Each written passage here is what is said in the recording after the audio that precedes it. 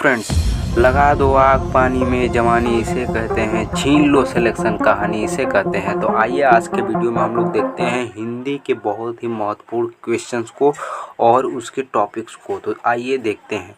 First क्या आता है? फर्स्ट आता है हिंदी वर्णमाला। इसको बहुत ही बेहतरीन तरीके से समझेंगे हम लोग। और वर्णमाला क्या होता है ये चीज़ों को जानेंगे और इसके सभी टाइप्स को जानेंगे। तो आइए देखते हैं। देखिए फर्स्ट क्या होता है? फर्स्ट क्या होता है? वर्णमाला क्या होता है? वर्णों के व्यवस्थित समूह। इसका कहने का मतलब क्या होता है? वर्ण क्या होता है? भाषा की सबसे छोटी इकाई जो होती है वर्ण होती है। और व्यवस्थित समूह कहने का यहाँ तात्पर्य क्या है? तात्पर्य यह है कि क के बाद आपको ख ही लिखना है, न कि आपको ख के बाद क लिखना है। ऐसे नहीं, मतलब कि क ख ग घ ऐसे लिखते जाना है, क्रम से लिखते जाना है, न कि उल्टा सीधा लिखना है। व्यवस्थित समूह का मतलब यह होता है, यही होता है कि आपको क्रम से लिखना है। और वर्णों की संख्या टोटल कितनी होती है हिंदी वर्णमाला में? 52 होती है, जिनमें से क्या होता है? जिनमें से 11 स्वर होती है और 33 व्यंजन होता है। स्वर क्या होता है? स्वर वैसा होता है जो जब वर्णों का उच्चारण करते समय वर्णों का उच्चारण करते समय किसी अन्य की आवश्यकता न लेनी पड़ती है, वो वर्ण होता है। इसकी संख्या 11 होती है। अ और आ यहाँ पर ऐसे और को छोड़कर जो होता है इसकी संख्या 11 होती है। हिंदी वर्णमाला में देखिए टोटल कितना वर्ण होते हैं? 52 होते हैं। वर्ण क्या होता है? भाषा की सबसे छोटी इकाई को वर्ण कहते हैं। और ये देखिए ये भी जान लीजिए कि वर्णों को भी दो भागों में बांटा गया है। एक तो बोलेंगे, एक क्या करेंगे? एक बोलेंगे, एक बोलने के आधार पर, एक बोलने के आधार पर, एक लिखने के आधार पर। एक लिखने के आधार पर लिखेंगे तो वर्ड लिखेंगे जैसे क म ऐसे। अब बोलेंगे तो ध्वनि निकलेगी, बोलेंगे तो ध्वनि निकलेगी, ध्वनि निकलेगी तो क्या हो जाएगा? ध्वनि निकलेगी तो क्या हो जाएगा? उच्चारण की दृष्टि से क्या हो जाएगा? उच्चारण करेंगे तो ध्वनि निकलेगी, तो भाषा की सबसे छोटी इकाई क्या हो जाएगा? ध्वनि हो जाएगा। लेकिन अब लेखन करेंगे तो वो क्या हो जाएगा? उसके लिए हो जाएगा भाषा की सबसे छोटी इकाई वर्ण ही हो जाएगा। मैं आशा करता हूँ इतना समझ में आ जाएगा। फिर इसके बाद क्या हो जाएगा? फिर इसके बाद हो जाएगा इसकी संख्या टोटल 52 होती है वर्ण की। तो इसमें से क्या होता है? 11 स्वर होते हैं और 33 व्यंजन होते हैं। स्वर का 3 गुना होता है व्यंजन। और मैंने बताया व्यंजन क्या होता है और स्वर क्या होता है। जैसे कि देखिए मैंने कहा अ आ ई बड़ी, इसको बोलने में क्या होता है? इसको बोलने में हमें किसी अन्य की आवश्यकता नहीं पड़ती है। लेकिन यही जब हम ऐसे बोलेंगे क बोलेंगे तो क को बोलने के लिए क्या क्या है इसमें? है क हलंत है और प्लस के अ है। तो इसमें देखिए ये तो व्यंजन है ही है, लेकिन इसमें क्या है? इसमें अ है, स्वर है। तो इसको बोलने के लिए ये व्यंजन है, ये व्यंजन है। तो इसको बोलने के लिए क्या हो रहा है? इसको बोलने के लिए हमें ये तो आवश्यकता है ही है, इसके साथ स्वर की भी आवश्यकता पड़ती है, जिसका वो वर्णों को उच्चारण करते समय क्या हो? हमें व्यंजन की स्वर की भी आवश्यकता पड़ती है, उसे व्यंजन कहते हैं। इसकी भी संख्या होती है। तो आइए देखते हैं। देखिए स्वर की भी संख्या 3 है, 3 प्रकार के। इसकी भी संख्या 3 प्रकार की होती है, ह्रस्व स्वर, दीर्घ स्वर और प्लुत स्वर। और व्यंजन में स्पर्श व्यंजन, अंतस्थ व्यंजन, ऊष्म व्यंजन, ये क्या होता है? देखिए और ह्रस्व स्वर क्या होता है? जिन ह्रस्व मतलब क्या होता है? ह्रस्व मतलब होता है कम। जिन स्वरों का उच्चारण करते समय हमें क्या हो? हमारे मुख से या हमारे अंदर से कम हवा निकलती हो, कम हवा निकलेगा तो हो जाएगा ह्रस्व स्वर। जैसे कि इसकी संख्या कितनी होती है? इसकी संख्या होती है आपकी, इसकी संख्या होती है 4। अ ई उ री, उन 11 में से जो सबसे छोटा छोटा है वो हो जाएगा ह्रस्व स्वर में। देखिए अ भी छोटा है, ई भी छोटा है, उ भी छोटा है, फिर री। ये सब हो गए 4, बचे शेष 7 ठो बचे 11 में से, 11 में से 7 ठो बचे। तो दीर्घ स्वर क्या हो जाएगा? दीर्घ मतलब होता है बड़ा। दीर्घ मतलब क्या होता है? बड़ा। बड़ा मतलब कि अधिक हवा निकलेगी। तो अधिक हवा कहने का मतलब ह्रस्व स्वर से दोगुना समय निकलता है। ह्रस्व स्वर से अगर दोगुना समय निकलेगा तो वो हो जाएगा दीर्घ में। क्या आ जाएगा? दीर्घ में। इसकी संख्या कितनी होती है? इसकी संख्या 7 होती है, वही जो शेष बचा 11 में से।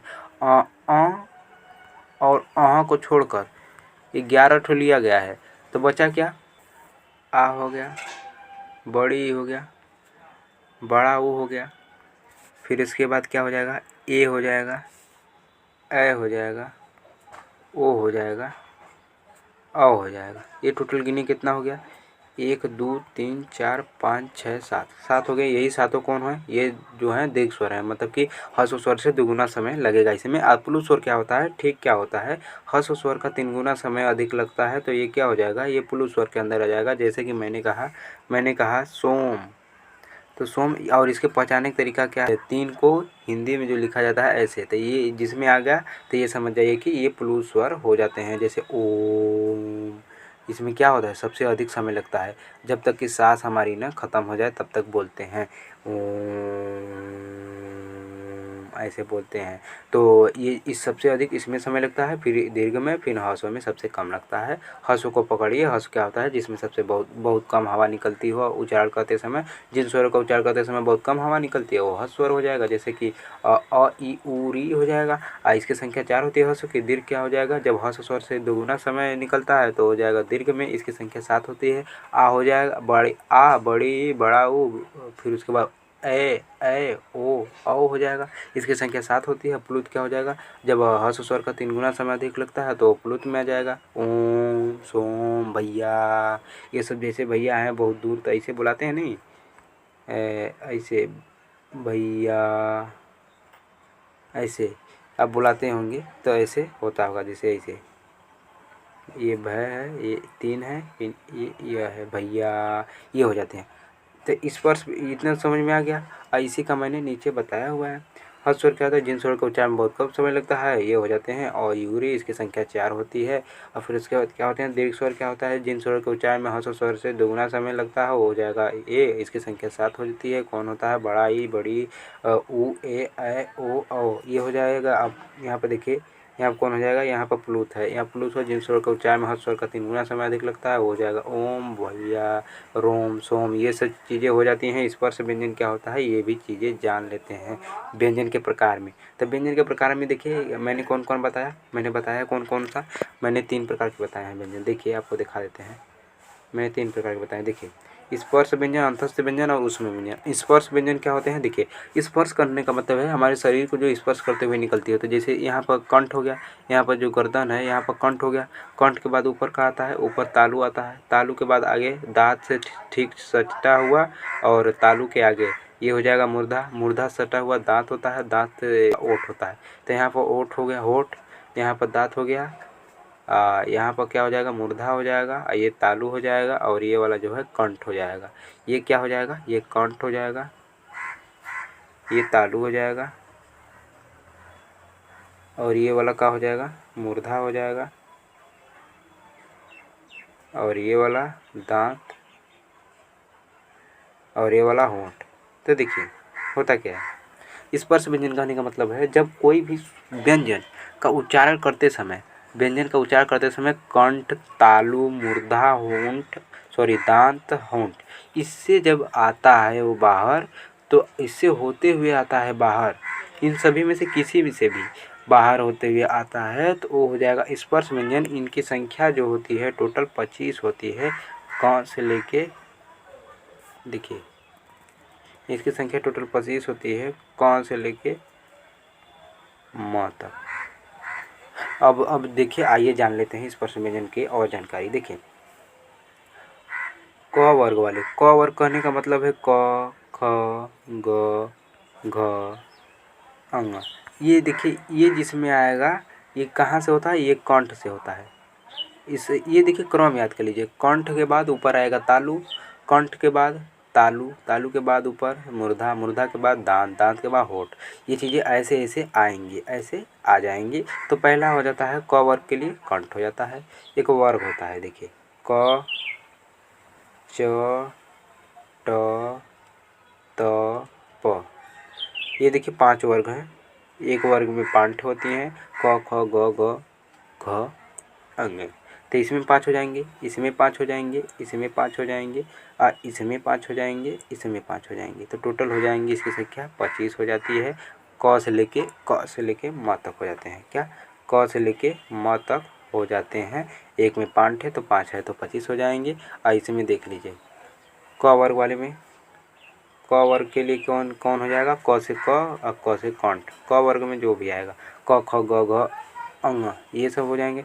च में क्या हो जाएगा, च, छ, ज, झ, ञ। इसमें जो हो जाएंगे, ये कहाँ से निकलता है, कंठ के बाद क्या आता है, तालु। अब बोलेंगे तो आपको खुद फील होगा। फिर उसके बाद आ जाता है ट। ट वर्ग में क्या हो जाएगा, ट वर्ग में कौन कौन सा आएगा, ट, ठ, ड, ढ, ड़। तो इसके अंतर्गत क्या आ जाएगा, मूर्धा। इसके बाद आ जाता है तालु के आगे क्या होता है, तालु के आगे दांत के ठीक ऊपर। मूर्धा हो जाता है। फिर उसके बाद आएगा त, क च ट त, तो ये हो जाएगा। त वर्ग के लिए क्या होता है, त के अंतर्गत क्या आएगा, त बोलेंगे तो देखिए दांत में जीभ लड़ेगा, त। फिर उसके बाद थ, द, ध, न, दांत में जाके लड़ रहा है तो ये कहाँ पाएगा, दांत में आ जाएगा। त तीथ, त से तीथ, तीथ मतलब तो दांत। क से क हो जाएगा कंठ, च तालू हो जाएगा, ट मूर्धा हो जाएगा। फिर उसके बाद बचा क्या, फ, प वर्ग में क्या आ जाएगा, प वर्ग में देखिए प बोलेंगे तो ओठ से ओठ लड़ेगा, ओठ से ओठ, प फ ब भ म ये आ जाएगा इसके अंतर्गत। ये आ जाता है ओष्ठ के अंतर्गत, ओष्ठ कहिए या ओठ कहिए, ये यहाँ से आ जाता है। अब फिर इसके बाद कौन सा है, देखिए आपको दिखा देते हैं। इसके बाद देखिए आपको है अंतस्थ व्यंजन। अंतस्थ व्यंजन क्या होता है ये जान लेते हैं। अंतस्थ व्यंजन, ऊष्म व्यंजन। देखिए अंतस्थ का मतलब यह है, अंतस्थ, अंतस्थ मतलब अंदर, अंदर स्वर और देखिए स्वर और व्यंजन के, स्वर और व्यंजन के मध्य से उच्चारण होता है तो ये अंतस्थ व्यंजन होता है। इसकी संख्या कितनी होती है, इसकी संख्या 4 होती है। कौन कौन, य, र, ल, व, इसकी संख्या 4 हो जाएगी अंतस्थ व्यंजन। ऊष्म व्यंजन क्या होता है, ऊष्म मतलब जानते हैं हीट होता है, हीट मतलब जानते हैं गर्मी, गर्मी मतलब गर्म हवा। अगर उच्चारण करते समय जिन व्यंजन का उच्चारण करेंगे और उसके उच्चारण के गर्म हवा निकलेगी मुंह से तो हो जाएगा ऊष्म व्यंजन। जैसे कि स, स, स, ह, तीनों स और ह। देखिए बोलिए स, गर्म हवा निकलेगा, स को तो स, ये जो है ऊष्म, ऊष्म में स है ना, तो स देखिए तीनों स में हो जाएंगे, स में हो जाएंगे। और शेष बचा ह में भी निकलता है तो हो जाएगा। इतनी चीज़ें हो जाएंगी। तो मैं ऐसा करता हूँ ये सभी चीज़ें समझ में आ गया होगा। वर्णमाला क्या होता है, वर्णमाला क्या होता है, वर्ण के व्यवस्थित समूह को वर्णमाला कहते हैं। इसकी संख्या कितनी होती है, 52 होती है। 52 में क्या होते हैं, 11 स्वर होते हैं और 33 इसका व्यंजन होता है, 3 गुना होता है। और ये व्यंजन स्वर क्या होते हैं, जिन वर्णों का उच्चारण करते समय किसी अन्य की आवश्यकता नहीं पड़ती है, स्वर होता है। अगर आवश्यकता पड़ेगी स्वर की तो व्यंजन हो जाएगा। और फिर इसके बाद इसको 3 भागों में बांटा गया है, इसको भी 3 भागों में बांटा गया है। हर्ष स्वर क्या होता है, जिन स्वरों का उच्चारण करते समय बहुत कम समय लगता है वो हर्ष स्वर होता है। इसकी संख्या कौन होती है, 4 होती है। और ई उरी होता है। फिर उसके बाद शेष बचा सातों कौन हो जाएगा, दीर्घ स्वर। जिन स्वरों का उच्चारण करते समय हर्ष स्वर के दुगुना समय लगता है तो वह दीर्घ स्वर हो जाएगा। क्या होता है, जिन स्वर का उच्चारण करते समय हर्ष स्वर से 3 गुना समय अधिक लगता है तो हो जाएगा प्लुत स्वर। इसकी संख्या तो नहीं होती है, ये बहुत सारे होते हैं और इनका पहचान होता है। ये हिंदी की संख्या जो होती है 3 की तरह बीच में रहता है। जैसे ओम, सोम, तो जैसे ओम लिखेंगे तो ओ लिखेंगे, फिर यहाँ पर ऐसे करेंगे, फिर म, तो ऐसे होता है। ये संख्या 3 है, यही पहचान है प्लुत की। फिर उसके बाद व्यंजन, स्पर्श व्यंजन क्या होता है, जिन किसी भी व्यंजन का उच्चारण करेंगे तो हमारे कंठ, तालु, मूर्धा, दांत और होठ से होते हुए आता है, या होठ किसी भी इसमें होकर आएगा तो हो जाएगा कंठ। ये क्या हो जाएगा, ये हो जाएगा स्पर्श व्यंजन। इसकी संख्या 25 होती है। कौन कौन होता है, देखिए 25 हो जाएगा। ये मैंने बता दिया, क च ट त प। क से है कंठ, च से है तो च से कितने आएगा, मुँह तालु आ जाएगा। फिर उसके बाद मूर्धा किस में आएगा, ट में आ जाएगा। फिर उसके बाद त वर्ग में क्या आ जाएगा, त, दांत में लड़ रहा है जीभ, तो जीभ जहाँ लड़ेगा वही हो जाएगा, तो दांत हो जाएगा। अब फिर प में क्या आएगा, प देखिए प फ ब भ करेंगे तो ये होठ से लड़ेगा तो ये हो जाएगा। अब फिर उसके बाद अंतस्थ व्यंजन क्या होता है, अंतस्थ व्यंजन जो अंतस्थ मतलब कि दोनों के बीच में, तो दोनों के बीच में स्वर और व्यंजन के बीच में आएगा तो ये क्या हो जाएगा, अंतस्थ। इसकी संख्या 4 होती है, य, र, ल, व हो जाता है। और फिर इसके बाद क्या आ जाता है, फिर इसके बाद आ जाता है उसमें व्यंजन। उसको मतलब होता है गर्मी, अगर हमारे अंदर से हवा निकलती है उसको बोलने में तो क्या आ जाएगा उसमें व्यंजन। इसकी संख्या भी 4 होती है, स ह। इसकी भी देखिए व्यंजन गिना देते हैं, 25 हो जाएंगे स्पर्श व्यंजन में, 25 स्पर्श व्यंजन में हो जाएंगे संख्या। के अंतस्थ में 4 होती हैं, उसमें 4 होती हैं। जोड़ोगे तो कितना आएगा, 33 आ जाएगा। तो हो जाएगा ये व्यंजन की संख्या कितनी हो गई, 33 हो गई। तो मैं आशा करता हूँ वीडियो पसंद आया होगा। मिलते हैं नेक्स्ट। जय हिंद।